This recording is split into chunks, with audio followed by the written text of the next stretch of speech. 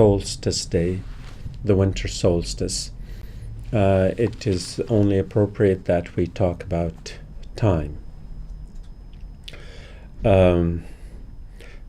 We want to discuss the concept of time, or the phenomenon time, not just in terms of the calendars, the formation of calendars, and how different cultures perceived it, but more in the sense that the phenomena of time, how it was perceived by earlier civilization, more as a philosophical concept. The primacy of time comes to mind in the sense that yes, Einstein may have understood time as the fourth dimension in the 20th century, but time was understood by the ancients as a dimensionality, if I can coin the word, as a dimensionality in its own right. And that is that whether we can define reality as it's perceived without time being an integral part of that reality. So in one sense, or at least in the minds of some, the dimensionality of time was the reality itself. In other words, time was a primal element in thinking that nothing came before time. The religion that promoted or understood the primacy of time is often referred to as Zarwanism, and that is a religion that preceded Mitraism in the cultural setting of Central Asia or Southwest Asia, the countries that may in some way claim the heritage of Zarwanism could be today's Persia or Iran, Afghanistan, Tajikistan, and the other Aryanic people of Southwest Asia,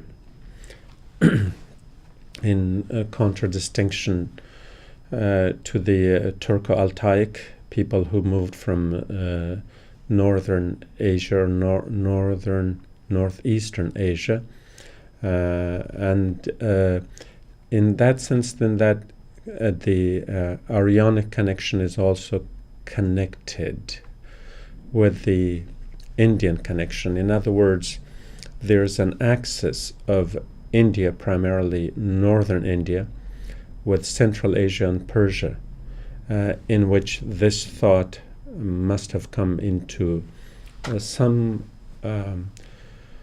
kind of a formation, if we can call it that. It may have congealed in a way that the perception was created that time may have been, as in the context of its primacy, a god in its own right. In other words, time was given the value, the attribute of divinity, as nothing came before it. Therefore, both in the Aristotelian concept of the causality of things, that God was, in Aristotle's view, perceived as the cause of all causes, or the first cause, a concept that Ibn Sina then followed up, both in that sense as the cause of all causes and as the primacy in its own way. Therefore, there had to have been time before there was anything else, and that's why it was given the concept of divinity. So both the divinity and the primacy, and we could also add the concept of sacredness to that. that time contained all three in one. Then there is another axis, which is that of Egypt. And the Egyptians also thought of time, and as is in more in the divine sense of it. And when we look at most of the sun-worshipping cultures around the world, sun was an entity above the earth as it was perceived then and of course now, and therefore it was a life-giving force. And in that sense, that which gives life, that which nurtures life, had the notion of divinity attached to it. So in a sense we can say that all sun-worshipping cultures that primarily came into existence, perhaps not so coincidentally, around the equator, or at least in the northern hemisphere close to the equator. That would have been India, Egypt, Persia, and of course in the Americas.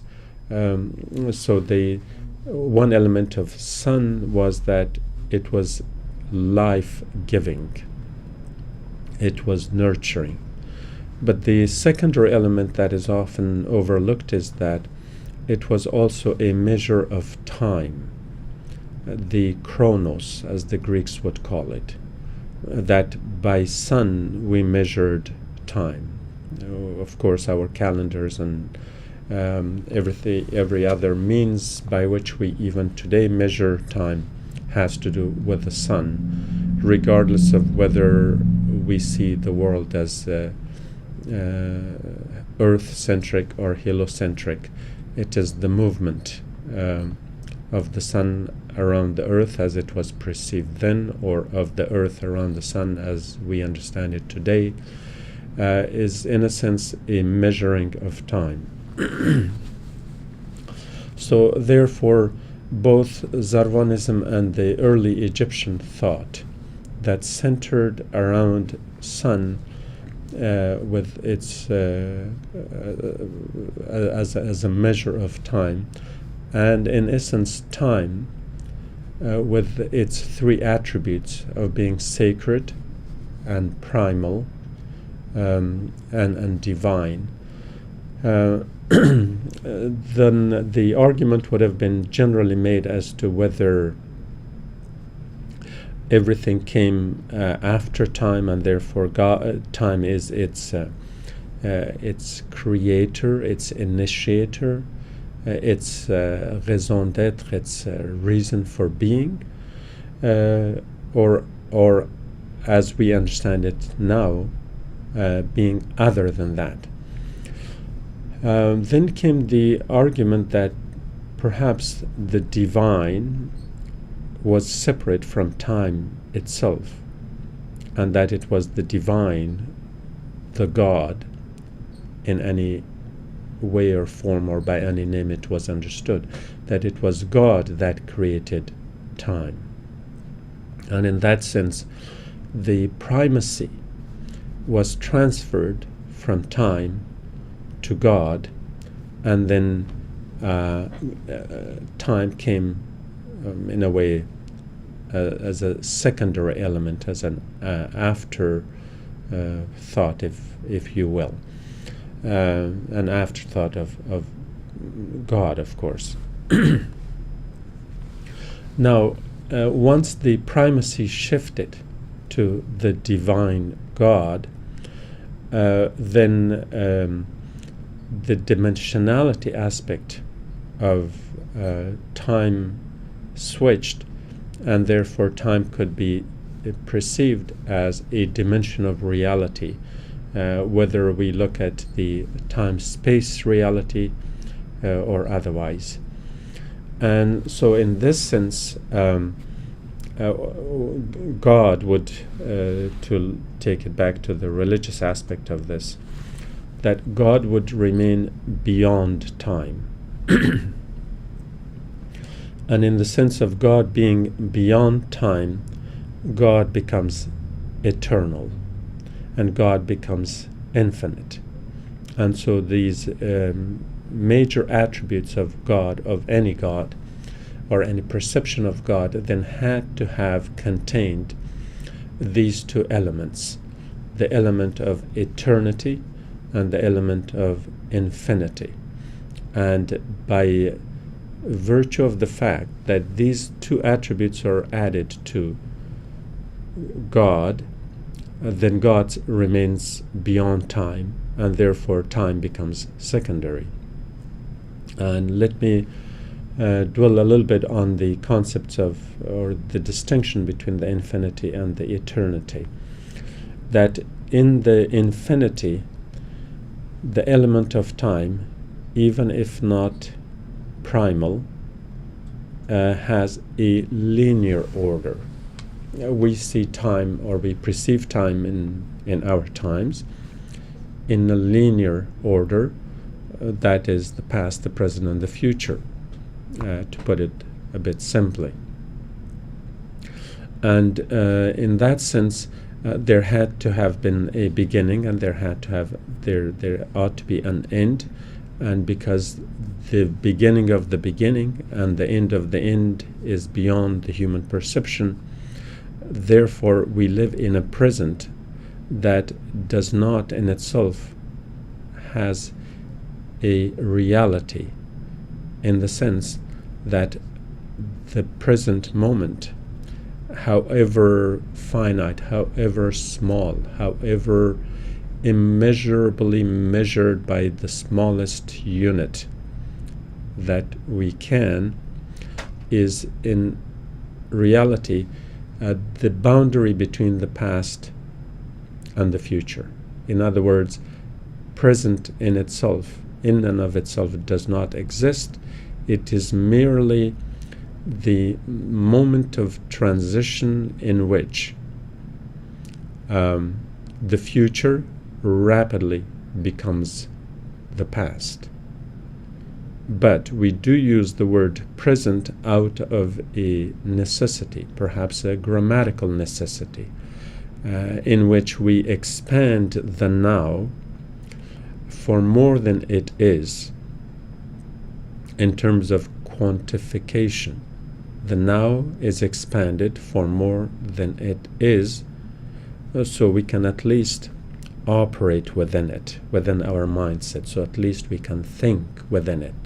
Like if I say I am talking, the moment I open my mouth, the phonemes that impart from my vocal system have already become the past. But I would have to at least perceptively stop them from becoming the past, so I can finish my sentence in a present that no longer is the present.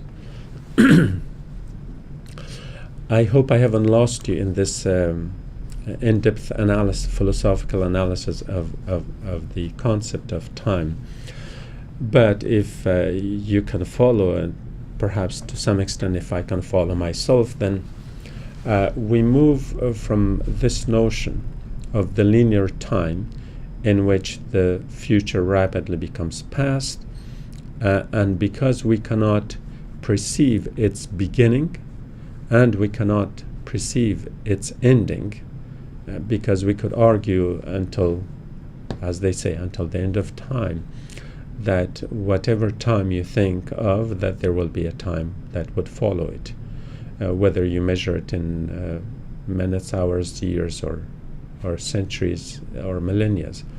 And also, if you can perceive a time in the past, that also is endless. And because of this endlessness, we use the term infinite. In the word infinite, we have fin, F-I-N, which is the etymologically the word, the root would be for end. So infinite is that which has no end, and by end we mean both the beginning of the beginning as well as the end of the end, and therefore time becomes an infinity in that sense. But then we attribute that infinity to God, and in that sense God becomes infinite. But the contrast between the infinity and eternity of God is that in the infinity, because the order of time is perceived to be linear, then obviously there is a movement, there is a flow. And that flow in itself implies that there is a beginning and end, even when we cannot perceive it. Eternity, on the other hand, starts from it, which is the word for is.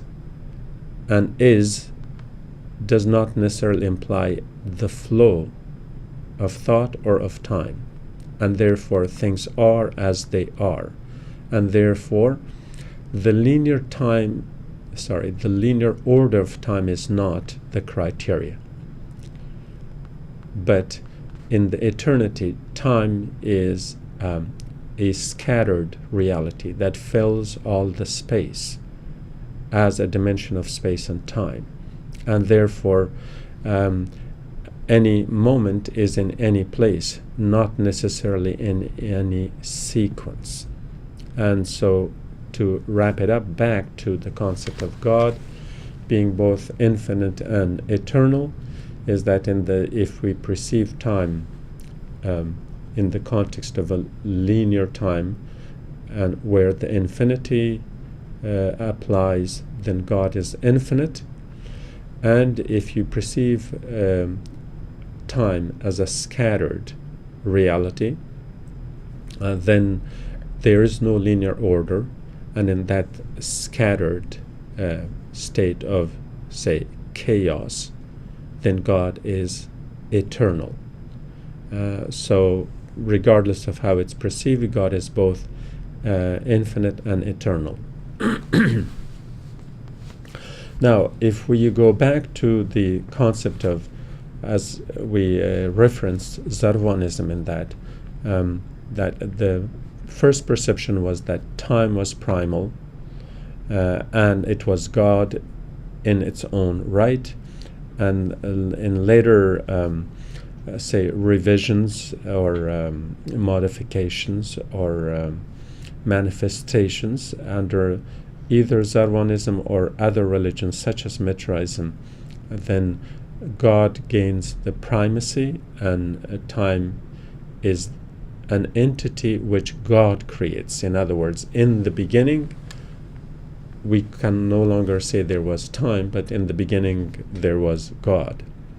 And God was, as Ibn Arabi would say, God was and there was nothing.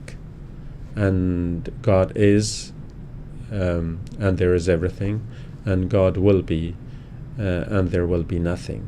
And so therefore, the essence of God, the presence of God, the essence in the sense of beingness, that the beingness of God is beyond time and beyond time's past, present, or future. So we then understand God in that eternal sense, and time is now relegated to a lower level in a sense, and is deprived or denied the divinity, the primacy, and perhaps the sacredness. However, it has never become irrelevant to the human reality, regardless of its being reinstated as the fourth dimension in the 20th century by Albert Einstein. Time is relevant. Then the worshipping element of that is the worshipping of the sun, which is why we are talking about it today, because today is solstice. The winter solstice was again a measure of time, again in its cyclical form, as the distinction between the seasons, or the rotation or of the earth around the sun, and how early humans perceived that.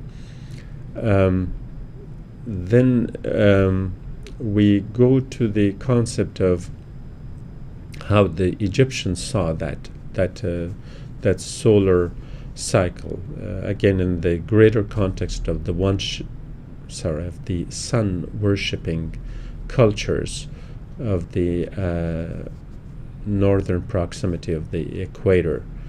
In there, the Egyptians believed that the sun obviously rose in the east, and then it sat in the west, and during the night it traveled underground back to the east. And in that sense, the sun is one and the same, but it travels both underground and above ground in the sky. And this gives them the sense that the world, the physical reality of the world, had to be perceived both on the ground and the underworld, not the underground, but the underworld. And it was this underworld concept that then later left Egypt, and I think the Greeks had a variation of that there were gods of the underworld and gods of the world above. And so in this sense, the way the Egyptian culture distinguished itself from the Greeks, but also from the other Semitic cultures around it, was that the concept of time, to the Hebrews at least, if we can take that as a representation of the Semitic tribes, was that the concept of eternity was questioned in the sense that the Semitic people generally did not believe in the hereafter. And the great debate that rose in this context of the clash of cultures among the Hebrews in Egypt and the Egyptians was that the Egyptians believed in the hereafter, so much so that their temples, their places of worship, including their tombs, had to accommodate that concept. So the Egyptians had to have provisions for life when a person died, especially a person of great significance like the pharaohs. They had to be buried with the understanding that they are in essence living a kind of a hereafter. And so at least for the great pharaohs, they placed objects of daily necessity. They placed drinks and food and all of these for the dead in the tomb, with that understanding that they will be needing that. The Hebrews, on the other hand, at least in principle, did not believe in the hereafter, because they, in a way, were distinguishing themselves from the Egyptians, and their thought was that once you die, you're gone, and that's it. So the concept of the hereafter in the Jewish tradition, in a sense, is an afterthought. It comes back later, but initially they did not. And for that matter, most Semitic tribes did not believe in that.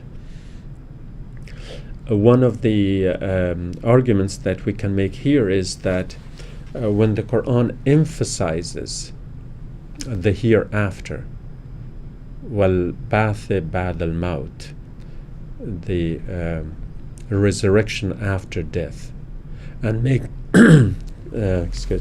that a a part and parcel of a belief system and makes it a part and parcel of the declaration of faith.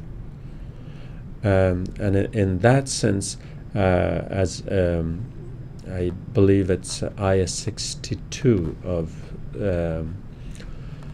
chapter 2 of the Quran, which it makes this declaration, this conditional, that people need not fear God if they believe in God and they have not harmed the humans around them, and if they believe in the hereafter. Now, the inclusion of the concept of the hereafter, I must say that that was a loose interpretation or translation, since I don't have the I'm not going to the text directly here. So therefore, the inclusion of the concept of the hereafter in that basic declaration in the chapter 2 of Quran, ayah 62, but also I believe it's in the ayah 285 or 286, when it becomes part of the declaration of faith, the more comprehensive declaration of faith that is often referred to as Iman Mujamal. Then in that context too, the idea of the resurrection after death is an integral part of the declaration of faith. This had to be done so. Again, it's my analytical angle from which I'm speaking here, not as any authority. This had to be done so because for the Arabs of the peninsula, it was very difficult to perceive that people come back to life. That once you die, that the death was the end of everything, not a transition stage. And so it had to be emphasized and re-emphasized over and over in all matters. And perhaps with this notion, there may have been some cross-pollination at the cultural level, and by cultural I mean at the religious cultural level, that the Hebrews or the Jews are kind of in at least entertaining the idea of the hereafter in this revised version, if we can call it that. So going back to the Egyptian thought on the concept of time, that was the clash of culture that I referred to. We move from there to the concept of, okay, if there is time and if it has something to do with the sun, and for that matter, if it has anything to do with the celestial bodies, that not only are we supposed to respect and worship, but also in a way we have to acknowledge that. And it's this in this acknowledgement that the pharaohs order the formation of a calendar.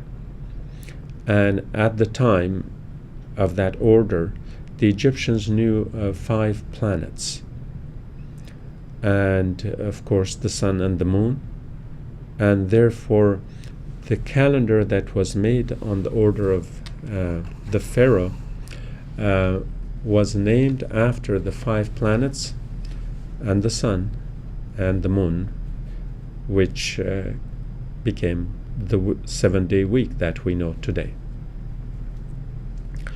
There may have been an earlier version of by the Sumerians and the Babylonians as well, and again that would be another level of cultural cross-pollination.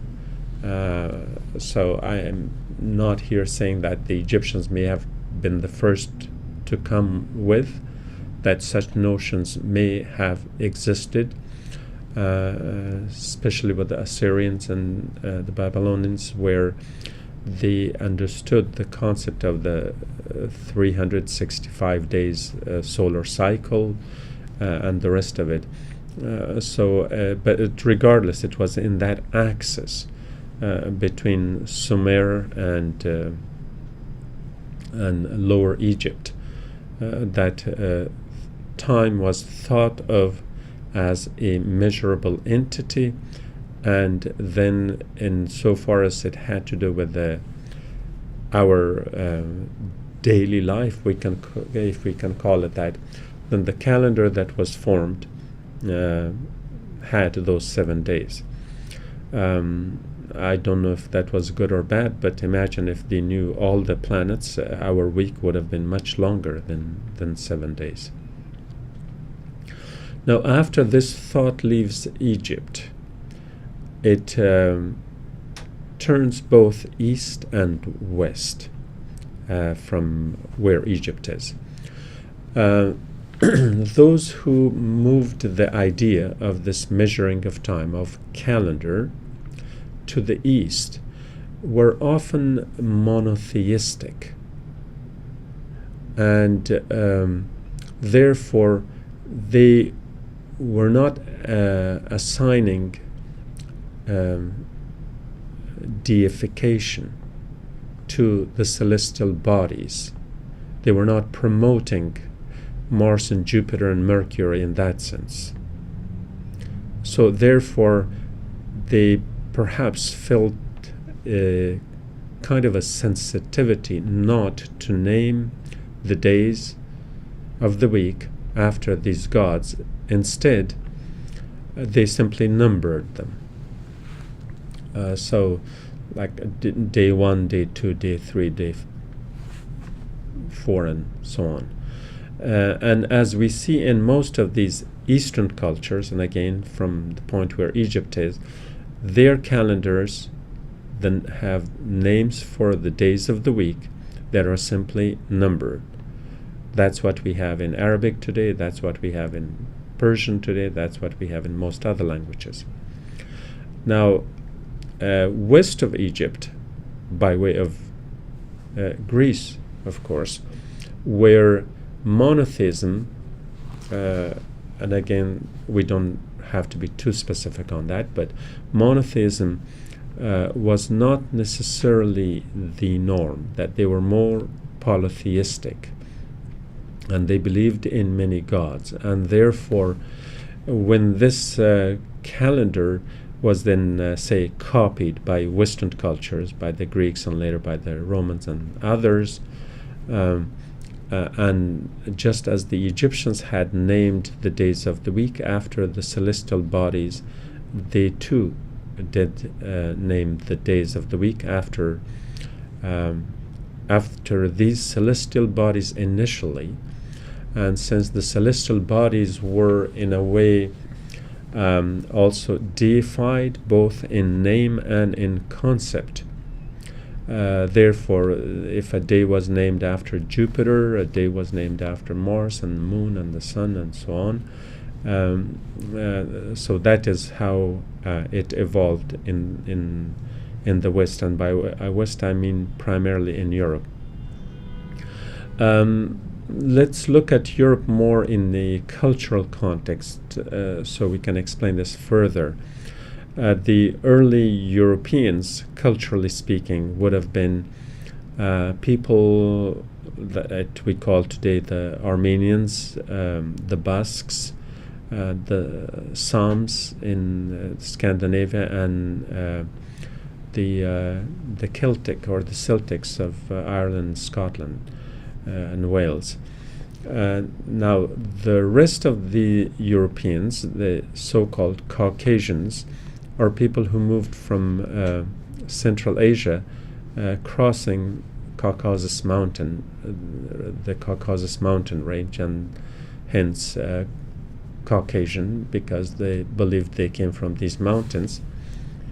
They would be divided primarily into 3 groups, which is the Latin part of Europe. So we have Latin America, but we also have Latin Europe, which is Southern Europe, the Germanic Europe, which is the Northern Europe, and the Slavic Europe, which is the Eastern Europe. And yes, we have the Finno-Ugrics from Finland to Hungary and other pockets of original Europeans, but primarily Europe is divided into these three.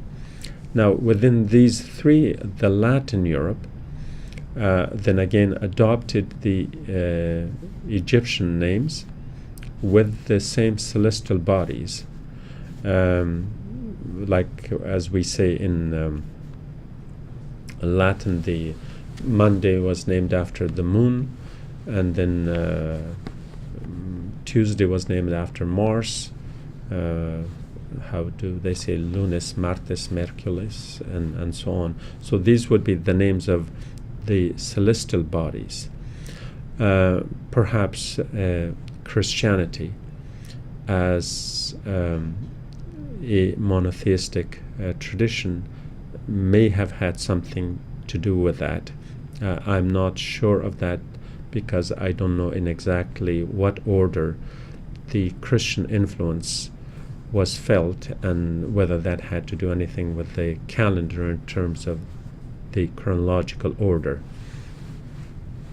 However, Northern Europeans, the Germanics, who had their own religious system, the Teutonic gods, for example, they would name their days after the days of the week after their own gods. And that's how names such as Thoros for Thursday, for example, or Vodun for Wednesday, and these days were named after the Germanic gods, the Teutonic gods of the tribes of Northern Europe. And now we also have to look at the influence, as we said, the chronological order of whether Christianity had any influence on this thought, with the influence of Mithraism and how it came about. The concept of the East-West conflict that we often refer to in the political sense today is not a new phenomenon. It has been there for centuries. The parties claiming the title of representing the East and the West may have changed, but somehow that conflict has always been brewing there. At one point, that conflict was between the Greeks and the Persians, not at just one point, but for centuries. And it was this animosity, this adversarial relationship, this competitiveness between this East and West, is that obviously when you identify a culture as the other, as the enemy, as the foe, and as the foreign, therefore you can emphasize its otherness, its foreignness, by downgrading its values, by degrading its values, by bad-mouthing its values, by using pejorative terms and so on. And so in that context of relativity, we come upon another concept of cultural relativism.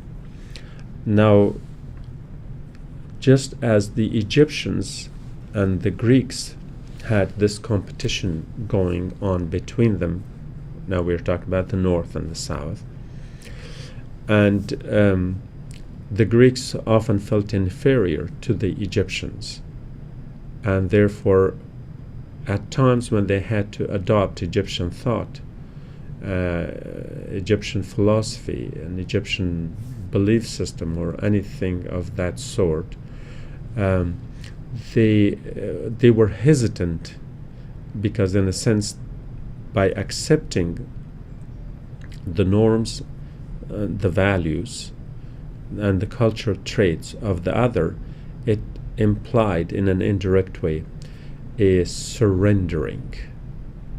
And obviously, in a competitive situation, cultures did not want to do that. So one way to go around that was that the Greeks, when they had to borrow philosophical or scientific thought from Egypt, they often claimed it as their own, and there are instances in which they even claimed Egyptian thinkers and philosophers and scientists as Greek, and in order to make this stick, so to say, they would even name them. They would even give them Greek names.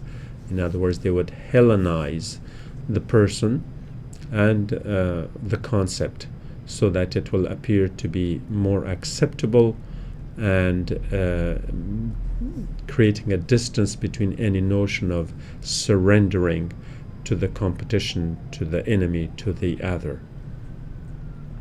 Later on, this notion was also added to the Greeks and the barbarians.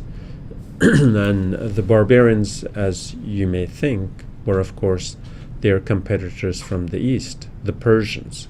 So when the Persians basically kicked the Greeks out of the mainland of Anatolia, when many of the Greeks then took refuge or just went over to the islands, the resentment towards the Persians was such that they had to use pejorative terms to make them appear as inferior, culturally inferior. And so therefore the other class of distinction came into existence, which was one of the Greeks and the barbarians. And the Persians had beards. The Greeks would shave their beards in imitation of the Egyptians. And you can see the irony here, that the identity crisis that the Greeks had was that on the one hand they were imitating the Egyptians, perhaps the royalty, by shaving their beards, even though the Egyptians were their opponents, their cultural opponents. But then their military opponents, primarily the Persians, with them they took the exact opposite, so that they would not be copying the trait of their enemy, and considered having beard and growing beard as a pejorative, as a negative, as a put down. So the concept that we have today, the Greeks and the barbarians, is that the Greeks implied that they were civilized, and the barbarians, as we even in modern times refer to, is the concept of an attribute of the uncivilized. But what does this have to do with time? Well, the connection with the time is such that because they resented the Persians, that Zarwanism, that had now been replaced by Mithraism as a religion, and to the Greeks, Mithraism would be perceived as the religion of the Persians, and therefore they were not ready and willing to accept Mithraism. The Greeks were happy with their own pantheon in Mount Olympus. They were happy with Zeus. They were happy with all the other gods and goddesses in Mount Olympus that ruled over them. So their polytheistic concept was to be perceived as superior. But Mithraism was the religion of the other, the competitive other, the enemy, so to say.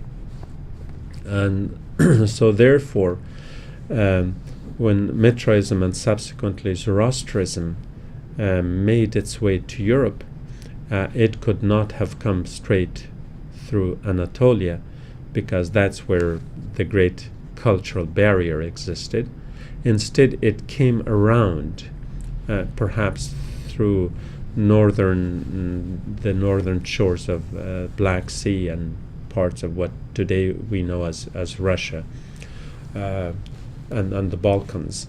And so it came around and about, and it expanded into the rest of Europe, including places that we would today identify as Germany, Italy, and the Western Europe. So in that sense, whether by default or by design, Mitraism in a way surrounded the Greeks, and it would take centuries for that thought to come back to the land of the Greeks, when the Eastern Roman Empire essentially and literally moved eastward, that took over the domains of the ancient Greece. And so in the context of how time would be an element here, then the concept of time that the Greeks understood was in not really much different from that which Zoroastrianism perceived, taught, and understood. So chronos, that would be spelled with K in the Greek version, and of course the Latinized version will be spelled with CH, as we know in chronograph and chronology and other derivatives of the word. That was then the concept of time, the sequence of time, the primacy of time. And I'm not sure, but there was also the possibility of the divinity of time in the Greek thought. We also have another version of this, which will be taking again Mitraism or a variation of it further east, and that is to the land of India. And there too, certain notions, certain concepts would be similar to these 3-4 axes of cultural confluence and cultural efflorescence that would include Persia and West Asia, India, Egypt, and Southeast Europe, Greece primarily. And it's in that context then we can discuss how certain concepts from these various traditions have transcended, in some cases bypassing cultural or perhaps religious filters, and that we have become either insensitive or indifferent to the originality of customs and traits and traditions and rituals and rites as how they affect our lives today. And that's where we will then go to the concept of things such as say Christmas, the Christmas tree, and the calendar the way we have it today, and the pinpointing to the other holiday traditions that at least here in the West and the United States we celebrate, where they may have been initiated, and what cultural bridges they have crossed, and how we have colored them through our perceptions of time, and how acceptable and normal they have become to they have come to us and have become part of our cultural understanding. We'll take a break at this point, and we'll be back with you for the second half of the session on solstice.